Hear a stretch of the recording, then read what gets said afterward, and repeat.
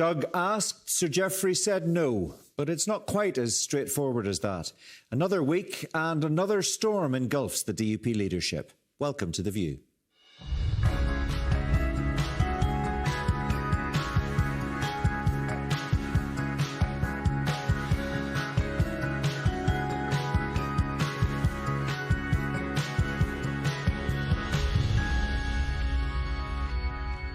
Once again, the focus is on the DUP's top brass. This time, the question is to what extent Sir Geoffrey Donaldson flirted with a return to the Ulster Unionists last year.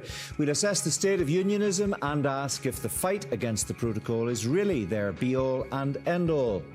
Also tonight, did you know that politicians here are not entitled to paid maternity leave? We'll ask how that could be changed. I was elected to Belfast City Council. I had the twins on the 21st of September and the next council meeting was on the 1st of October. So 10 days after an emergency caesarean, I was sat in the chamber in the most uncomfortable chairs and had a really uncomfortable evening trying to participate in the debate and obviously cast opinions and represent the constituency I was elected to represent. I think it's outrageous. It just is in Westminster. In the Assembly there's a bar, but there isn't a creche for elected members, and I think that says a lot about the priorities and the ground that we still need to make up. Also tonight, Robin Swan says the health service is still reeling from the pandemic. We'll ask how reform can be pushed through as pressures continue to grow.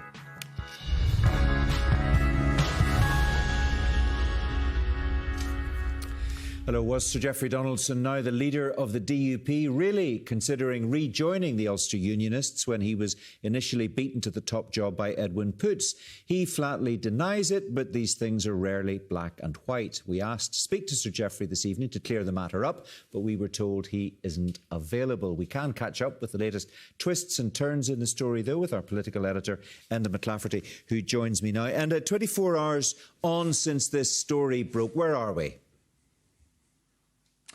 Well, Geoffrey Donaldson today very much sticking to the script, sticking very much to the statement he released to Nolan Live last night when this story first emerged, making the point that an offer was made and an offer was declined in terms of him rejoining the Ulster Unionist Party. And I think Geoffrey Donaldson perhaps so is mindful that that is his version of what happened in that engagement with Doug Beattie, and we were probably going to get another version of what exactly happened whenever next week comes along and Doug Beattie, we are expecting to be answering some questions around all of this, and I think then we'll be in a better place to be able to assess what really happened, because we're only getting one side of the story as it stands right now. I think it's also worth remembering, Mark, if we cast our minds back to what was happening back in the day. It was troubled times for the DUP, of course, and reflecting, for instance, on a statement you might remember Sir Geoffrey Donaldson released whenever Glyn Hanna and Catherine Owen resigned from the DUP. He released a statement talking about the fact that he was talking to people within the party who were considering at the time resigning, and he was trying to talk them out of that, and also sending a message to Edwin Poots, the leader at the time, who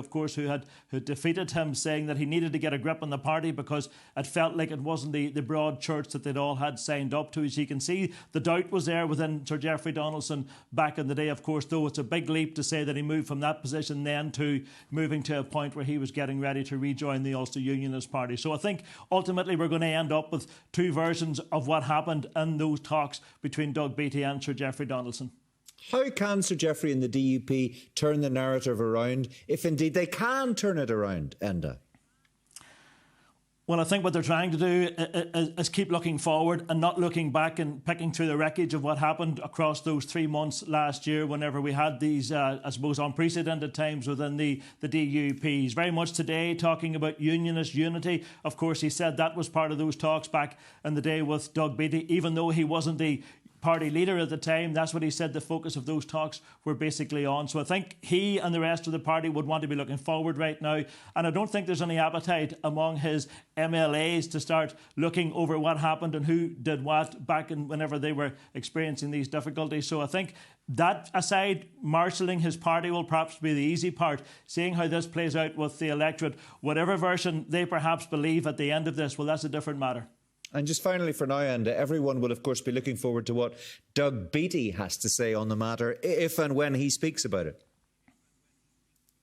Yes, you do get a sense that whenever Doug Beattie does speak, that perhaps we will be looking at two very different narratives around what exactly happened. For instance, we were being told that this discussion with Jeffrey Donaldson lasted for well over an hour, and it's interesting seeing what Alison Morris is writing this evening in the Belfast Telegraph, saying that these discussions lasted for some 90 minutes. She's also talking about these discussions taking place in an army barrack, something we're not aware of, but obviously there's speculation out there about the location of these talks. So there seems to be lots of bits of detail floating around about what exactly happened, but all eyes will be focused on Doug Beattie next week whenever a microphone is put in front of him and he's asked some hard questions about what exactly went on in those talks with Sir Geoffrey Donaldson.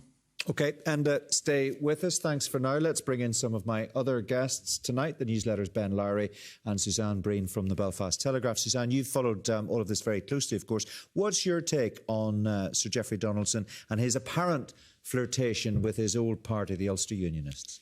Well, I think this is potentially very dangerous for Geoffrey, maybe not with the broad swathe of unionist opinion, because unionist unity is regarded as a good thing by most unionists. There would be a section of the unionist community that would very much welcome Geoffrey Donaldson and Doug Beattie joining forces, even within one party. But with that DUP hardcore fundamentalist base, the people who have never really trusted Geoffrey Donaldson, who believe that at heart he is not DUP and that he is a slippery individual, I think that this will go down very badly with them. And also, we are facing an election in a handful of weeks. For Geoffrey Donaldson to be out there fronting the DUP and telling people to vote for the party when there are these allegations that he was prepared to jump ship and potentially join another less than a year ago, that's very serious. It's like if news broke that Colm Eastwood had been in talks with Michelle O'Neill, or that Claire Bailey had been in talks with Naomi Long about joining Alliance. It could be very difficult for those people to turn around and tell voters, vote for us. Suzanne, whose interests are being served by this information getting into the public domain in the first place?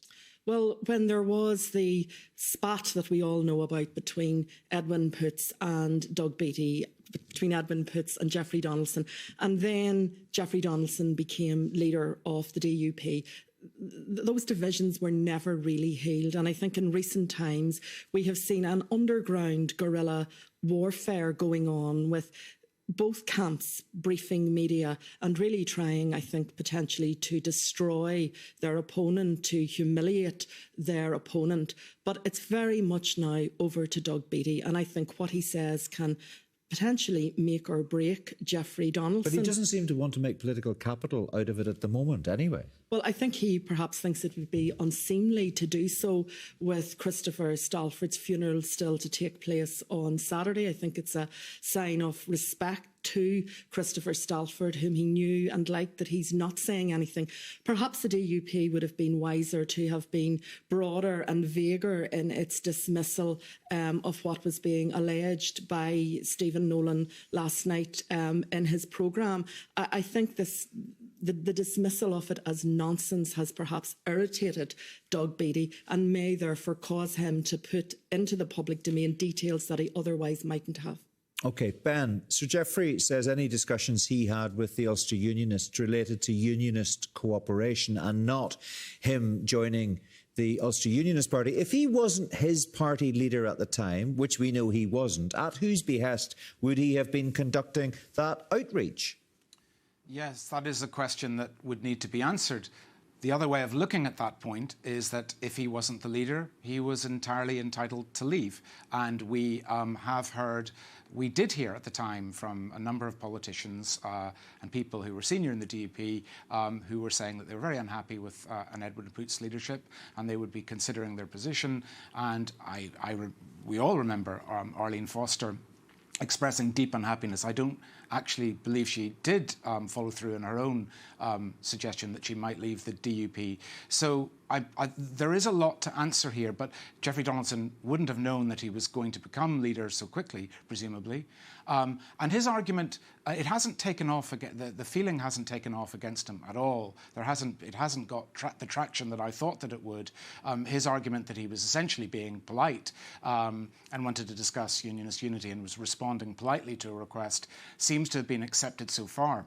Yeah, well, so far maybe is the critical point there, because as Suzanne says, it depends now what Doug Beattie says. Surely the problem, Ben, for Sir Geoffrey Donaldson is this. When he knocks people's doors over the next weeks and months and says, if you're a unionist voter and you care about the constitutional future of this place and you want to ensure that there isn't a Sinn Féin First Minister at Stormont, you've got to vote for the DUP. Don't vote for the Ulster Unionists. And people will say to him, but 6 months ago you were considering joining that party because you met Doug Beattie, we gather, for 90 minutes in an army barracks to have that conversation. Surely that is a real problem for Sir Geoffrey and for the DUP, is it not? I would have thought it was, and I was expecting that reaction, which didn't happen at all on Twitter last night and hasn't so far happened today. It might happen.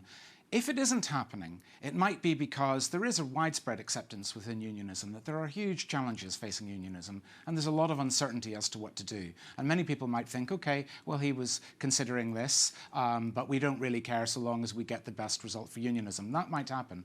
But the very important point that you make so far, and that Suzanne was making about Doug Beattie, this will be a big test for Doug Beattie if he has information. Of course, Geoffrey Donaldson would say that there's nothing for Doug Beattie to reveal.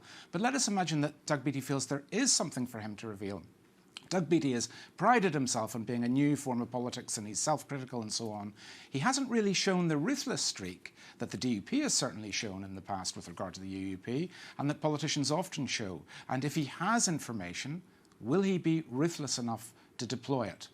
Well, that, I guess, we will find out in the next few days. And what do you make of the point made both by Suzanne and Ben there, that this hasn't really got the traction yet that some people thought it might 24 hours ago? I think that's because, Mark, we're only hearing one side of the story. We've yet to hear that other side of the story. And no doubt after we hear from Doug Beattie next week, we're likely then to hear from Geoffrey Donaldson, I would imagine, responding to that. But I think the language that Sir Geoffrey Donaldson has used in his statement is very interesting because he says it was never his intention or his plan to leave the DUP. And what you might well find is coming out of this meeting with Doug Beattie, perhaps it didn't reach a conclusion on the night. Perhaps Doug Beattie left with the impression that Sir Geoffrey Donaldson was perhaps considering seriously this offer, but Geoffrey Donaldson will say in his mind, he was making it very clear, it never entered his mind to walk away from the DUP. So you can see how all of this perhaps could play out and will perhaps play out next week when we start to get more of a sense of a rounded picture of what exactly happened. But if Doug Beattie, we have no idea, but if Doug Beattie comes out and suggests in strong terms that he was left with the impression that Sir Geoffrey Donaldson was of a mind to join the Ulster Unionists, that's a big problem for Sir Geoffrey, surely. Well, it will be, because you would have thought that should have been nailed then and there in terms of the meeting, because Geoffrey Donaldson has been very definitive in his statement to say this was a non-starter, if you like. He was politely asked and he politely declined. If it turns out to be the case that there was some grey area after the meeting and somebody left, i.e. Doug Beattie, thinking there's something happening here and it may well come to pass, who knows, Mark? There's so much of this story, I think, left to be told because of the fact that we're only getting basically one side of it as it stands right now. Yeah, and that's what makes it so fascinating. Well, look, there are 70 days to go until the Assembly election. Let's just take a look at some of the wider issues facing unionism ahead of polling day. And I want to bring in Professor David Finnemore from Queen's University. He's just published the latest Lucid Talk poll on what voters here make of the Northern Ireland Protocol. David, welcome to you. Thanks for joining us. Clearly, this place continues to be deeply divided on the protocol. Just talk us through some of your main findings, if you would. Okay, yes, Mark. I think, deeply divided is very much one of the conclusions we would draw from this latest poll, where we're really just trying to test the temperature of voters' views in Northern Ireland. 51% of voters see the Northern Ireland Protocol as appropriate to managing the Brexit impact. 50% see the Northern Ireland Protocol on balance as being a good thing, versus 41% who do not. And 63% of voters see the Northern Ireland Protocol as providing a unique set of arrangements that could, if exploited, benefit Northern Ireland. However, 64% of voters see the protocol as having a negative impact on political stability in Northern Ireland, and 64% also say that a failure to agree solutions to the outstanding issues would undermine peace and stability in Northern Ireland. We have 53% of people saying that it's having a negative impact on Northern Ireland's position in the UK internal market, and also the constitutional position of Northern Ireland in the UK. And that division is really reflected in how voters want their MLAs to vote come 2024 when they get the opportunity to vote on much of the future of the protocol. 50% say they want MLAs to vote in favour of the continued application of the protocol. 42% say they want the MLAs to vote against. Now, there is a gap there, and that gap is one that we first saw back in October. And this poll, I think, confirms that sense that okay, more people were looking to have the protocol stay in force longer term than would want to see it removed and a lot of its provisions withdrawn. That said, we'd seen a decrease in the number of people who would be voting for candidates strictly on the basis of the protocol. 20% of people are indicating that they don't see the protocol as being a particularly salient issue for them come the Assembly elections later this year. And that's very interesting. I mean, we've got to put in the usual health warning here. Obviously, the poll is a snapshot in time. It's got a margin of error of plus or minus 2.3%. But when you see, David, that more than twice as many unionists rate the health service as a more important issue than the protocol, it's very interesting, isn't it? 34% of unionist voters said the health service the most important issue to them. Northern Ireland's constitutional future was next on 32%, and then the protocol third on 13%. That seems to be, on the face of it anyway, somewhat at odds with what we're hearing from a lot of unionist leaders at the moment. Well, what we see generally in the data is that most people do not have the protocol in their top three items. Top of the list for most people is the medicines issue. It's also a lack of voice for Northern Ireland in the operation of the protocol. There are also big concerns about the customs paperwork. That said, it is still a priority concern, top three for a good proportion of people. I think it's about 32%. But on the other hand, there's 44% of people who rank it out of a list of 10 issues in the bottom three. Yeah. We'll be talking about health a little bit more in the programme as well. Just one final one. Not a lot of trust around, particularly for the UK government, according to the survey. That's been the finding across all four polls, that between 84 and 87% of people do not trust the UK government on to look after Northern Ireland interests in the implementation of the protocol. Must admit the DUP do not come out particularly well on that either. 72% indicate distrust in them.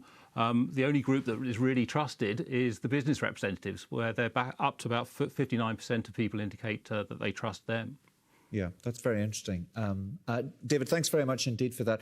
Suzanne, just broadly speaking, broad brush, what's your sense of what this poll is telling us?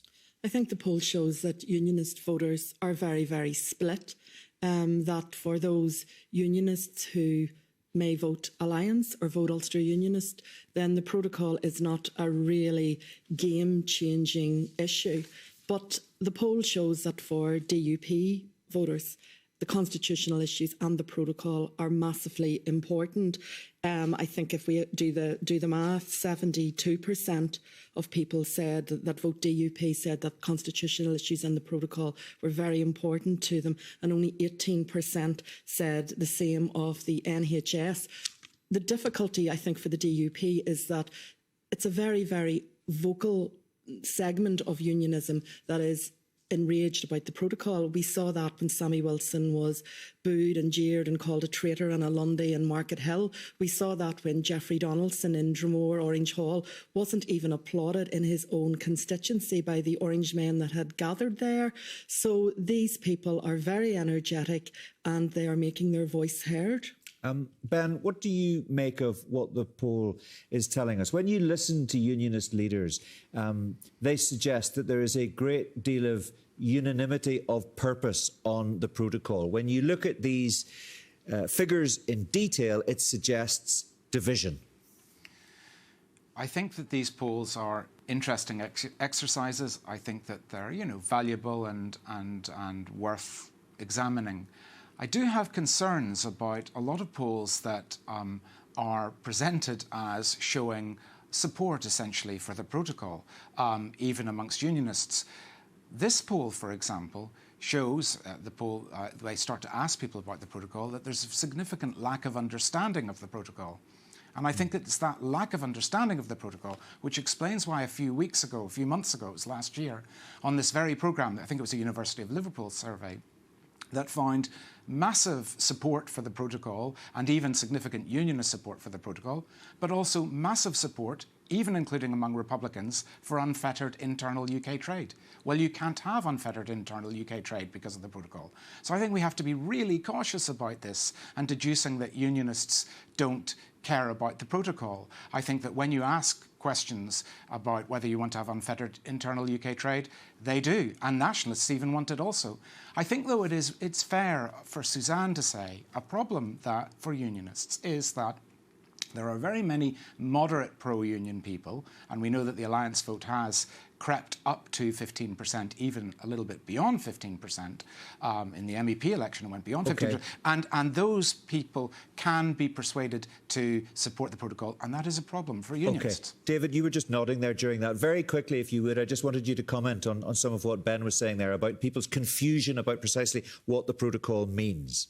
Yes, I think one of the things that we've always been struck by is the large proportion of people who say that they think they've got a really good understanding of the protocol at 77% in this latest poll. And one of the things we did is we tested some of the knowledge, and we were actually quite surprised the extent to which on some of the core issues, people were not actually getting them correct. I think we had 79% of people thinking that Northern Ireland was in the single market, that it had the free movement of goods, service, capital on the island of Ireland. But we know it's just the free movement of goods. OK. And a quick final thought on where we are as far as the protocol is concerned before we park this for the night. Well, I think no great surprise in some of the views that we hear expressed there. For instance, when you talk about the protocol against the health service, well, people, I suppose, can't touch the protocol, but they might well know some of the 350,000 people in Northern Ireland sitting on a hospital waiting list. So I think it's no surprise when you see in list of priorities where the protocol comes. But I think in the wider picture, Mark, it's very much the same patterns we're hearing throughout. A pretty even split in terms of where things are going as to what people think of the protocol. But how will it translate when it comes to election time? Who knows? OK. Thank you all very much indeed for joining us tonight. Enda, we'll have a final word with you and with Suzanne at the end of the programme. Now, a number of women in Northern Ireland politics have been speaking to The View about how the absence of maternity leave provision for Stormont ministers, MLAs and local councillors impacts on them. It was only last year that paid maternity leave was introduced for government ministers at Westminster, but it still doesn't apply to backbench MPs. Maternity leave is a statutory right for any woman legally classed as an employee, so why is the political workplace lagging so far behind? Elaine McGee has been investigating. Pregnant woman to take maternity leave should not be headline news in 2022. But if you're a woman who's a politician, you will actually find that it is. Scottish Finance Secretary Kate Forbes announced her plans to take maternity leave earlier this month. I want to be the Cabinet Secretary during maternity leave. My constituency office will still be open, so I'll be able to respond to constituency queries, but I will definitely be taking maternity leave and trying to figure out how on earth to be a mother. Last year, the Republic's Justice Minister Helen McEntee was the first minister in the history of the Irish state to take maternity leave, prompting calls for legal and constitutional reforms to ensure all women in politics are guaranteed paid maternity leave. Nobody goes into politics thinking it's going to be your standard 9 to 5. But for women who would like a family, in the majority of jobs, maternity leave is a given. Not so if you're a Stormont MLA, minister, or indeed a local councillor. Currently, there is no such provision. So where does that leave the women who want to do both? The SDLP's Nicola Mallon is the party's deputy leader, Stormont Minister for Infrastructure and a mother of 3. She has previously called on the Assembly Speaker to bring forward changes around maternity leave. I've never had maternity leave with my 3 children, and I've had to bring them with me now.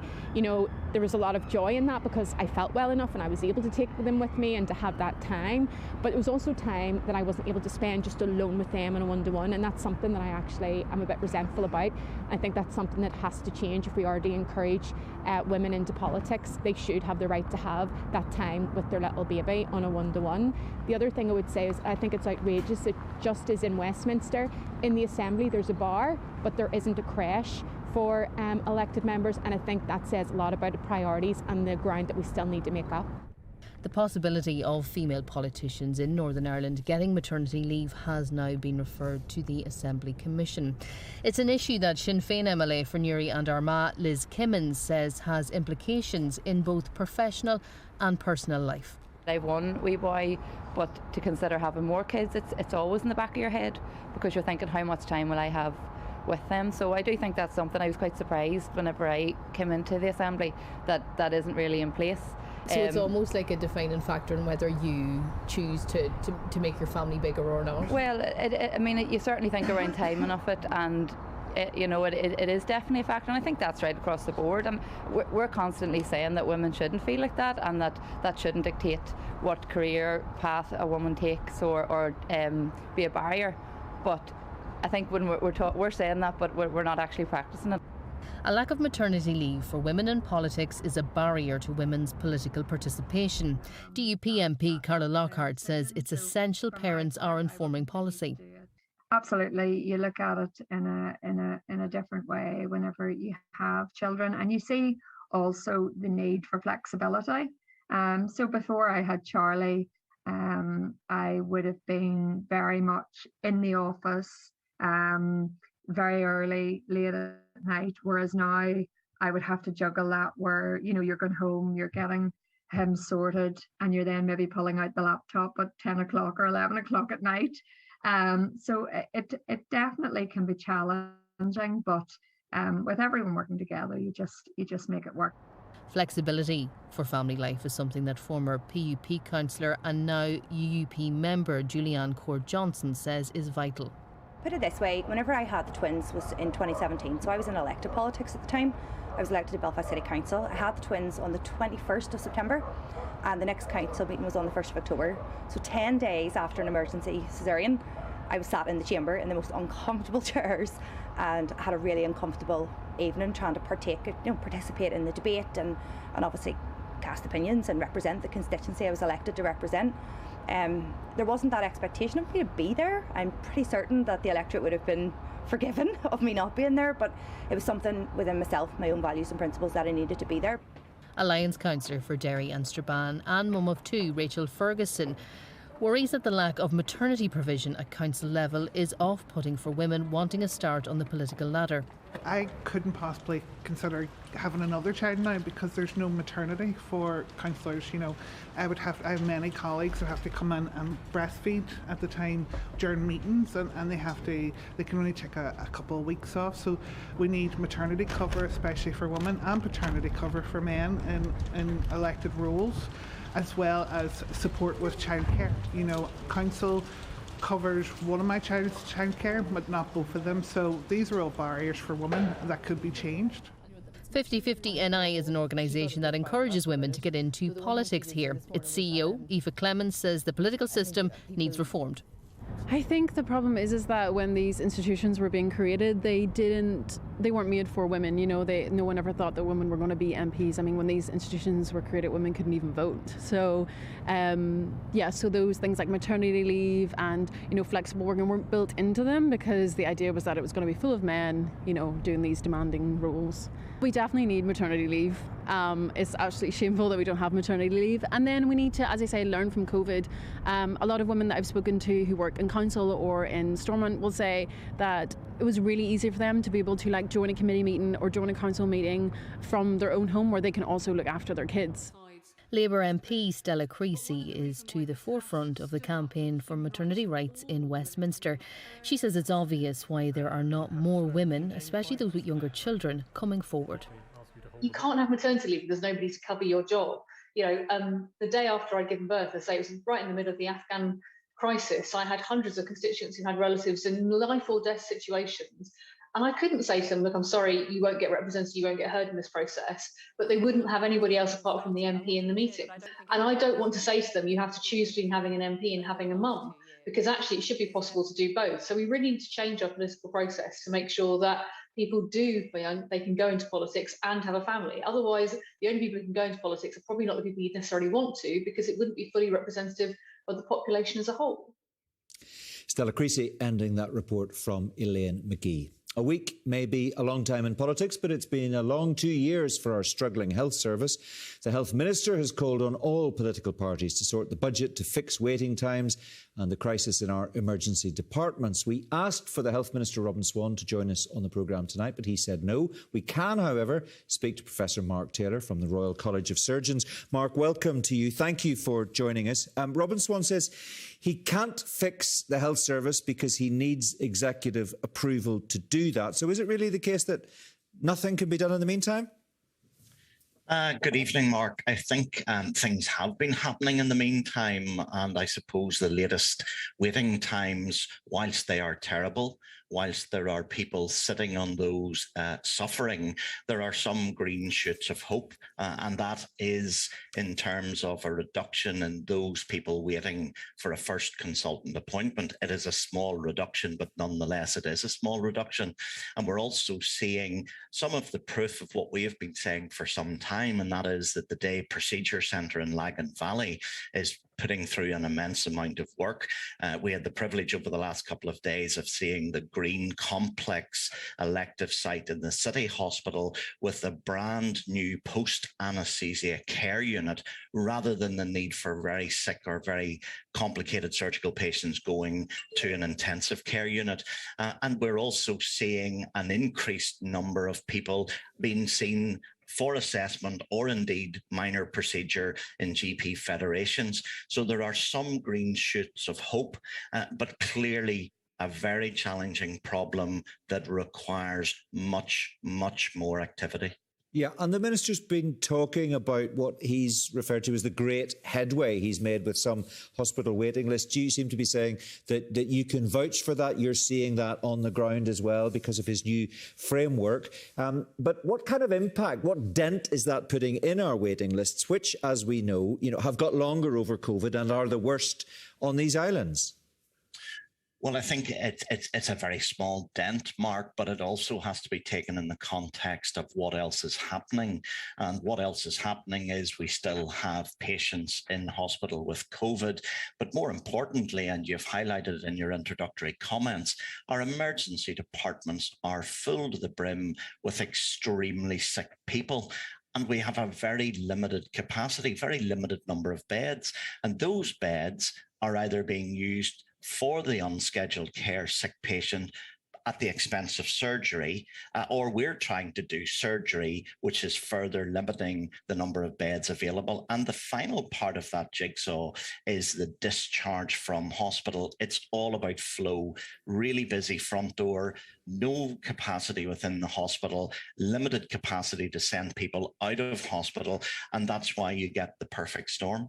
So we had the situation at Antrim Area Hospital, as you will know very well, on Tuesday, where the powers that be there were on the verge of calling a major incident, and it didn't have to happen mercifully at the end, but it nearly did. Was that putting up a flare for help? Was that saying we are right at the edge? If somebody doesn't do something substantial and quickly, we are going to be in a really terrible place?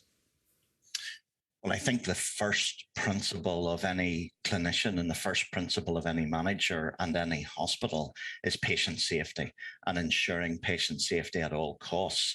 And what happens in a situation where you have an overwhelmed emergency department with ambulances queuing up outside is that, of course, you send up a flare for help.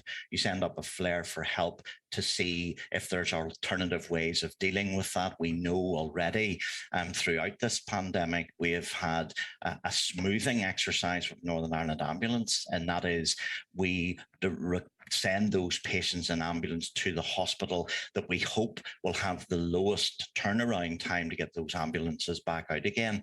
But certainly that is just a manifestation, Mark, of the end of this 2-year period, as we've been saying repeatedly. And you can't, Mark, sorry to interrupt you, but you can't keep doing that. You can fire a flare up now and again, but you cannot run a health service based on hospitals like Antrim Area and right across the country, on a regular weekly, daily, fortnightly, monthly basis firing up flares. That is no way to run a health service.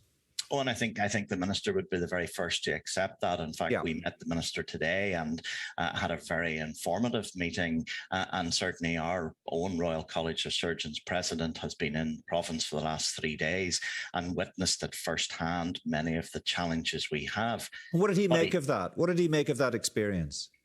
Well, he recognised a very complex set of circumstances. He recognised some unique aspects to Northern Ireland. But one of the main things that he did notice, Mark, which was heartening to me and every person working in our system, was a real willingness and sense of purpose to help.